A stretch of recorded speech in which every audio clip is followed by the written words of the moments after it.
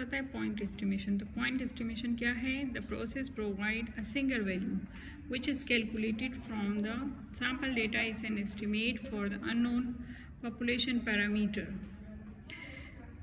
This estimate may or may not be close to the population parameter because the random sample used is one of the many possible samples which could be selected from the population। तो इसमें ये बात कर रहे हैं कि हमारे पास ये जो प्रोसेस होता है जिससे हम लोग जो कि हमें एक सिंगल वैल्यू प्रोवाइड करता है और वो कैलकुलेट किससे होती है? सैम्पल डेटा से। और किसके लिए एस्टिमेट होती है? For the population parameter, unknown population parameter के लिए हम इसको फाइंड करते हैं। लेकिन ज़रूरी नहीं है कि ये पॉपुलेशन पैरामीटर के ये करीब भी हो सकती है और नहीं भी हो सकती, क्योंकि हम लोग जो है रैंडम सैम्पल यूज़ कर रहे हैं तो वो हमें जो है बहुत सारे सैम्पल्स, उसके बहुत सारे सैम्पल्स होते हैं, पॉसिबल सैम्पल्स होते हैं which could be selected from the population. तो हम लोग अगर जो भी हम सैम्पल सेलेक्ट करेंगे ज़रूरी नहीं है कि वही हमारे पास जो है पॉपुलेशन पैरामीटर के क्लोज तरीन हो।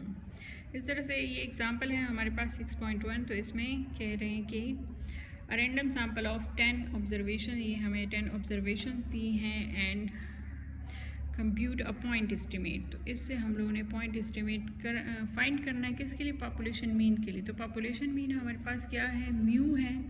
और म्यू के लिए हमारे पास फार्मूला क्या यूज़ होता है? एक्स बार।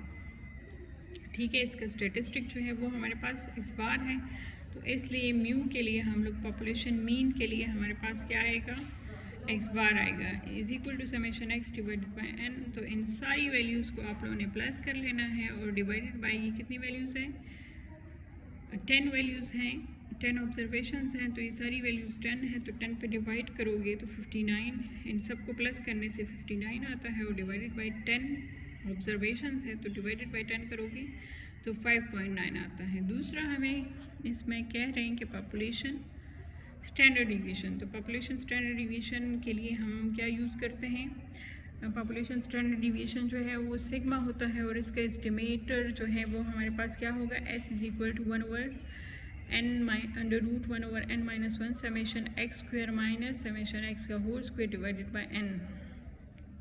तो 1/n 10 ऑब्जर्वेशन है तो n की वैल्यू 10 है, 10-1 आ जाएगा। समेशन एक्स स्क्वायर किस तरह से फाइंड करोगे कि ये जो वैल्यूज़ हैं इनका आप लोगों ने हर एक का स्क्वायर लेना है। 4 का स्क्वायर प्लस 3 का स्क्वायर प्लस 7 का स्क्वायर प्लस 8 का स्क्वायर प्लस 4 का square plus 10 square 5 square plus 5 square plus 5 square plus 5 square plus 9 square.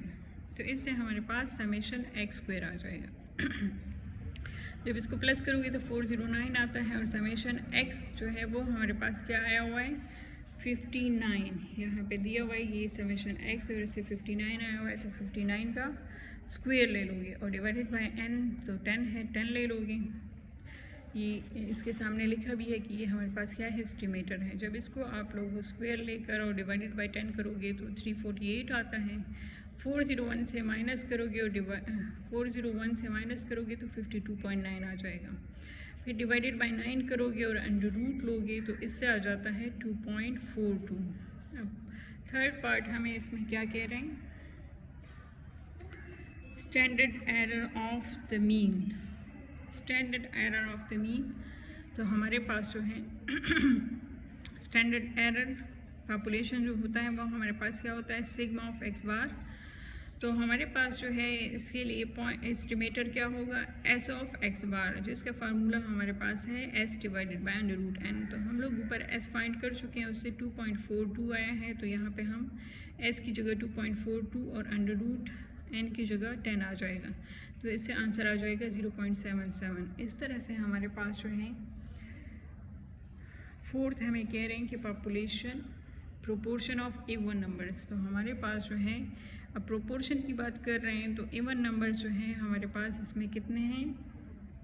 अगर देखें तो 4, 1, 2, 3, 4